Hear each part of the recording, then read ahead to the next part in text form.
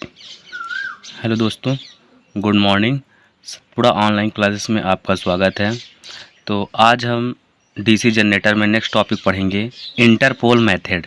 ठीक है, ये इंटरपोल मेथड क्या होता है। ठीक है, तो चलिए देखिए। तो ये जो इंटरपोल होता है ना, तो ये छोटे पोल होते हैं इसके। ठीक है, ये जैसे हमारे मैन पोल होते हैं और ये क्या होते हैं, इंटरपोल, है ना। तो हमेशा तो मैन पोलों की संख्या और इंटरपोलों की संख्या, इन दोनों की क्या होती है, संख्या बराबर होती है ना। मतलब जितने मैन पोल होंगे उतने ही हमारे क्या होंगे, इंटरपोल होंगे। और ये जो आपके मैन पोल होंगे तो ये क्या होंगे, बड़े होंगे इनकी साइज़, और जो इंटरपोल होंगे तो इनकी साइज़ क्या होगी, छोटी होगी। ठीक है, और जो इंटरपोल होते हैं तो छोटे पोल होते हैं, और ये हमेशा स्टेटर पर किए जाते हैं ना। क्वेश्चन भी आता है ना, ये स्टेटर पर किए जाते हैं कि आर्मेचर पर, है ना। किस पे किए जाते हैं, हमेशा स्टेटर पर किए जाते हैं। ठीक है, अब अगर हम कनेक्शन की बात करें कि इनका कनेक्शन कैसे होता है। ठीक है, अब जैसे इनकी बाइंडिंग करने के बाद दो तारें निकलेंगी, तो उन तारों को कहाँ जोड़ा जाता है और कैसे जोड़ा जाता है।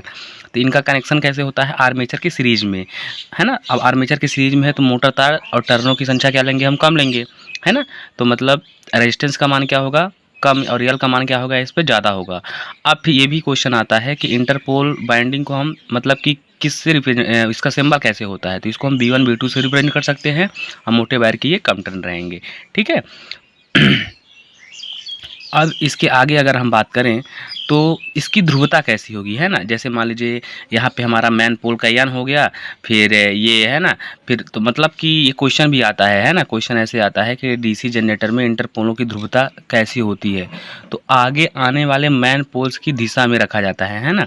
जैसे देखिए यहाँ पे एस है तो यहाँ भी एस है, यहाँ पे एन है तो यहाँ भी एन है ना। मतलब एक दूसरे से इनके फ्लक्स क्या हों, एड होने वाले हों। ठीक है भाई, इन दोनों का फ्लक्स क्या होगा, एड होगा। जितना ज़्यादा एड होगा, है ना, तो ठीक है, तो फ्लक्स में क्या होगी, बढ़ोतरी होगी। ठीक है ना, इसलिए क्या होता है, आगे आने वाले मैन पोल्स की दिशा में रखा जाता है ताकि इन दोनों का फ्लक्स क्या हो सके, ऐड हो सके, मतलब जुड़ सके। ठीक है, फिर ये भी क्वेश्चन आता है कि जैसे जी इंटर पोलों की संख्या होती है तो पोलों की संख्या के बराबर होती है कि एक ज़्यादा होती है कि कम होती है। तो क्या होती है, हमेशा इंटर पोलों की संख्या जो होती है तो मुख्य पोल की संख्या की क्या होती है, बराबर होती है। ठीक है ना। आप देख ही रहे हैं, है ना, जैसे इसका एन पोल फिर इसका एस एन, मतलब ऐसे, है ना, एकदम बराबर संख्या रहती है। फिर अगर हम बात करें, जैसे हमारा ये क्या हुआ, बीच में रोटर हो गया, है ना। तो रोटर से ये जो हमारा मुख्य पोल है इसकी बीच की डिस्टेंस कम है, लेकिन ये हमारा इंटर पोल है, ये हमारा रोटर है, तो इसके बीच की डिस्टेंस ज़्यादा है ना। ठीक है, तो ये भी क्वेश्चन पूछा जाता है। तो इंटर पोल और रोटर के मध्य वायु अंतराल क्या होता है, पोल्स मुख्य पोल से क्या होता है, ज़्यादा होता है ना। देख लीजिए, आपको दिख ही रहा है ना, ज़्यादा होता है। ठीक है, तो मुख्य पोल से क्या होता है, ज़्यादा होगा।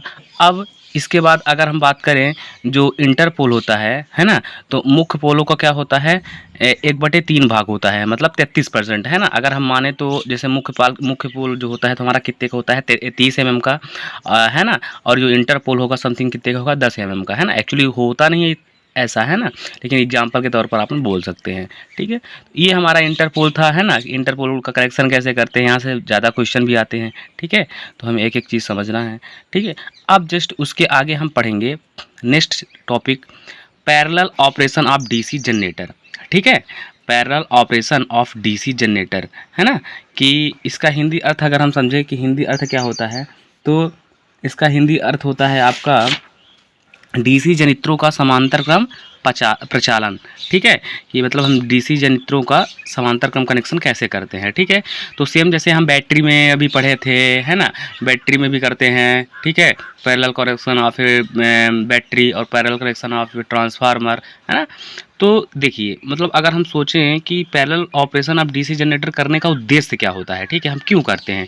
तो जैसे देखिए, यदि हम क्या है कि दो जनरेटरों को मतलब आपस में पैरेलल में कनेक्ट किए हैं। ठीक है, अब एक का मान लीजिए अगर मेंटेनेंस चल रहा है, ठीक है, तो दूसरे से हम क्या कर सकते हैं, सप्लाई ले सकते हैं आराम से, है ना। और जैसे लोड के अनुसार जनित्रों में कमियां अधिक भी किया जा सकता है। ठीक है, और लोड की क्षमता को हम क्या कर सकते हैं, बढ़ा भी जा सकते हैं। जैसे मान लीजिए जहाँ पे हमें ज़्यादा वोल्टेज चाहिए, ठीक है, तो हम वहाँ से आराम से ले सकते हैं। ठीक, तो ये 2-3 कारण होते हैं जिसके कारण हमको जनरेटर का पैरेलल कनेक्शन करना इम्पॉर्टेंट रहता है। ठीक है, अब इसकी शर्तें भी होनी चाहिए, है ना। ऐसा थोड़ी है कि आप उनका पैरेलल कनेक्शन ऐसे ही कर दोगे, है ना। जैसे बैटरी में भी रूल्स होते हैं, ट्रांसफार्मर में भी रूल्स होते हैं, है ना। तो इनके रूल्स क्या क्या हैं, तो देखिए पहला नंबर इसमें रूल्स है कि इनकी ध्रुवता हमेशा क्या होनी चाहिए, समान होनी चाहिए। मतलब जैसे ये दो, एक जनरेटर ये हो गया है ना, फिर दूसरा उसी के समांतर में जो है, इन दोनों का अगर प्लस टर्मिनल है तो ये भी प्लस टर्मिनल क्या होना चाहिए, प्लस का प्लस से ही कनेक्ट रहना चाहिए, है ना, अन्यथा वो क्या हो जाएगा, शॉर्ट हो जाएगा। और टर्मिनल वोल्टेज अगर अलग अलग होगी तो जनरेटर क्या करेगा, हमारा वोल्टेज मतलब कि अलग अलग भार पे वर्क करेगा, ठीक है। अब फिर ये भी क्वेश्चन आता है कि जैसे क्वेश्चन हमारा ये आता है कि पैरेलल ऑपरेशन करने के लिए किस जनरेटर का प्रयोग करते हैं, तो किस जनरेटर का हम प्रयोग करते हैं अधिकतर, शंट जनरेटर का, है ना, जो कि ये क्या रहता है अपन की कांस्टेंट स्पीड से चलता है, ठीक है ना। तो हम डीसी शंट जनरेटर का प्रयोग करते हैं, ठीक है। अब अगर नेक्स्ट टॉपिक की हम बात करें तो थोड़ा हम पढ़ लेते हैं कि वोल्टेज रेगुलेशन क्या होता है, ठीक है। वोल्टेज रेगुलेशन क्या होता है, तो देखिए वोल्टेज रेगुलेशन बराबर फार्मूला होता है नो लोड में वोल्टेज माइनस फुल लोड में वोल्टेज अपॉन फुल लोड में वोल्टेज इंटू 100, ठीक है। अब अगर नेक्स्ट हम बात करें कि ये वोल्टेज रेगुलेशन अब कितने प्रकार का होगा, तो 3 प्रकार का है ना, positive voltage regulation, negative voltage regulation और जीरो वोल्टेज रेगुलेशन, ठीक है। तो धनात्मक वोल्टेज रेगुलेशन कब होगा, जैसे मान लीजिए अगर हमारे नो लोड पर वोल्टेज कितना है 100 और फुल लोड में कितना है 80, तो वैल्यू हमारी क्या आएगी, पॉजिटिव आएगी। तो कौन से ऐसे जनरेटर हैं जिनका वोल्टेज रेगुलेशन पॉजिटिव होता है, तो जैसे अंडर कंपाउंड हो गया, डिफरेंशियल होगा, है ना, जो इनके पिछले वीडियो में हमने पढ़ चुका था। फिर अगर हम निगेटिव वोल्टेज रेगुलेशन की बात करें तो जैसे ओवर कंपाउंड हो गया, सीरीज जनरेटर हो गया, ये हमारे क्या होते हैं, निगेटिव वोल्टेज रेगुलेशन इनका होता है, ठीक है। अब अगर हम बात करें ZVR क्या होता है, मतलब जो जीरो वोल्टेज रेगुलेशन किन जनरेटरों का होता है, जैसे शंट जनरेटर हो गया आपका, लेबल, है ना, इनका क्या होता है, जीरो वोल्टेज रेगुलेशन होता है, ठीक है ना। अब इसके बाद नेक्स्ट टॉपिक हमारा क्या है, लॉसेस इन डीसी जनरेटर, ठीक है। तो अब हम लॉसेस इन डीसी जनरेटर के बारे में भी थोड़ा सा पढ़ लेते हैं क्या होता है, ठीक है। तो आपको मालूम है कि चाहे हमारे कोई भी मशीन हो, है ना, अगर उस मशीन को हम जितना इनपुट दे रहे हैं तो हमें उतना आउटपुट नहीं मिल पाता है ना, क्योंकि मतलब 100% इफिशियंसी किसी मशीन की नहीं होती है ना। आपका जैसे ट्रांसफार्मर भी हो गया है तो इसकी मतलब सबसे ज़्यादा अगर मशीनों में बात किया जाए तो सबसे अच्छी इफिशियंसी किसकी होती है, ट्रांसफार्मर की ही होती है ना, 98 या 99% होती है इसकी इफिशियंसी, है ना। तो मतलब जितना अपन इनपुट देते हैं तो उतना आउटपुट अपने को मिल नहीं पाता है ना कुछ बीच में लॉसेस हो ही जाता है, वही हमारा क्या कहलाता है, लॉसेस, है ना। तो जैसे अगर हम लॉसेस इन जनरेटर की बात करें तो 3 प्रकार का होता है, कॉपर लॉस होता है, दूसरा आयरन लॉस होता है, तीसरा हमारा मैकेनिकल लॉस होता है, ठीक है। अब अगर हम कॉपर लॉस की बात करें तो कॉपर लॉस काहे में होता है, जैसे आर्मेचर बाइंडिंग हो गया, ब्रशों के कॉन्टैक्ट्स हो गए, इससे विद्युत क्षति भी होती है, और इस क्षति का मान जो होता है तो लोड परिवर्तन के साथ परिवर्तित होता है ना। ये बहुत ज़्यादा क्वेश्चन आता है, इस क्षति का मान क्या होता है, लोड परिवर्तन के साथ परिवर्तित होता है ना। तो क्वेश्चन ऐसे आता है कि कॉपर लॉस होता है कांस्टेंट वेरिएबल, तो क्या होता है, वेरिएबल होता है, ठीक है। अगर हम आयरन लॉस की बात करें, है ना, कि आयरन लॉस क्या होता है, तो आर्मेचर तथा फील्ड की कोर में होने वाली जो विद्युत शक्ति की क्षति होती है, मतलब ये हमेशा आयरन लॉस किस में पाया जाता है, कोरों में पाया जाता है, ठीक है, ध्यान रखिएगा। अब आयरन लॉस हमारा कितने प्रकार का होता है, 2, एक कौन सा होता है, एडी करंट लॉस, दूसरा कौन सा होता है, हिस्टैरिसीस लॉस, है ना। अब अगर हम एडी करंट लॉस की बात करें, ठीक है, कि एडी करंट लॉस क्या होता है आपका, ठीक है। तो देखिए एडी करंट लॉस आपका क्या होता है ना। तो अगर हम एडी करंट लॉस की बात करें तो देखिए जैसे आपने पढ़ा होगा, है ना, जो हमारा डीसी जनरेटर होता है तो किस सिद्धांत पे काम करता है, फैराडे के विद्युत चुम्बकीय प्रेरण के सिद्धांत पे काम करता है ना। किस पे काम करता है, फैराडे के विद्युत चुम्बकीय प्रेरण का सिद्धांत। अब फैराडे का विद्युत चुम्बकीय प्रेरण का सिद्धांत क्या बोलता है, जैसे मान लीजिए हमारा ये क्या है, कोई चुंबकीय क्षेत्र है ना, तो जब किसी चुंबकीय क्षेत्र के बीच में किसी कंडक्टर को रखते हैं, क्या रखते हैं, कंडक्टर को रखते हैं, तो यहाँ पे विद्युत बल रेखाओं का क्या होता है, छेदन, जिससे यहाँ पे क्या हो जाता है, आपका एक ईएमएफ जनरेट होता है ना। और ये जो ईएमएफ होता है तो इसी के कारण क्या होता है, कोरों में प्रवाहित होने वाली विद्युत धाराएं अनावश्यक रूप से वैद्युतिक शक्ति की खपत करने लगती हैं।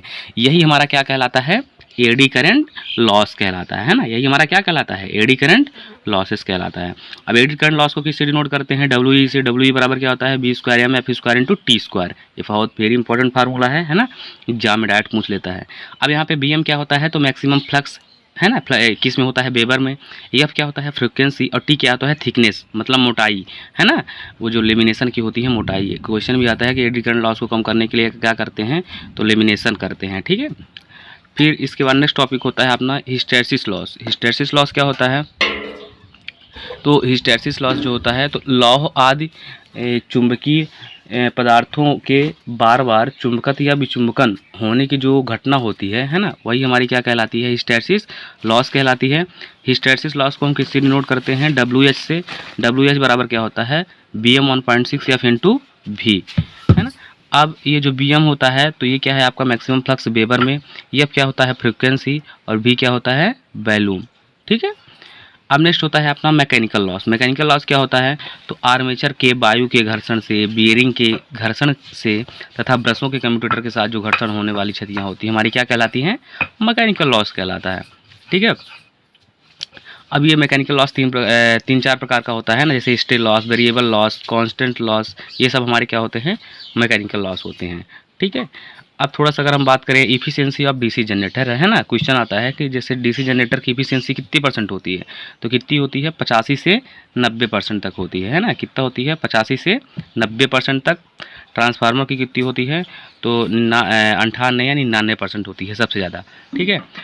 अब जैसे देखिए अगर हम मैकेनिकल इफिशियंसी की बात करें तो बराबर क्या होता है, उत्पन्न वैद्युतिक शक्ति अपन इनपुट यांत्रिक शक्ति इंटू 100, है ना। अब जैसे ई इंटू आई ए हो गया into B H P into 735.5 into 100, है ना। ये हमारी क्या होती है मैकेनिकल एफिशिएंसी। अब अगर हम इलेक्ट्रिकल एफिशिएंसी की बात करें तो आउटपुट इलेक्ट्रिक पावर अपान उत्पन्न इलेक्ट्रिक पावर इंटू 100, है ना। ये जैसे हमारा टर्मिनल वोल्टेज हो गया, लोड करंट हो गई, ई इंटू आई ए इंटू 100, ये इसका फार्मूला हो गया, ठीक है। एक्चुअली चाहे कोई भी मशीनें हों उसका इफिशियंसी का फार्मूला क्या होता है अपना, होता है ये आउटपुट पावर अपान इनपुट पावर इंटू 100, है ना। मतलब हम कितना इनपुट दे रहे हैं उस मशीन को, हमें कितना आउटपुट दे रही है इंटू 100, ठीक है। अब इस तरह हमारा ये डीसी जनरेटर चैप्टर क्या होता है, ख़त्म होता है। अब हम डीसी जनरेटर के ऑब्जेक्टिव क्वेश्चन और इसमें आने वाले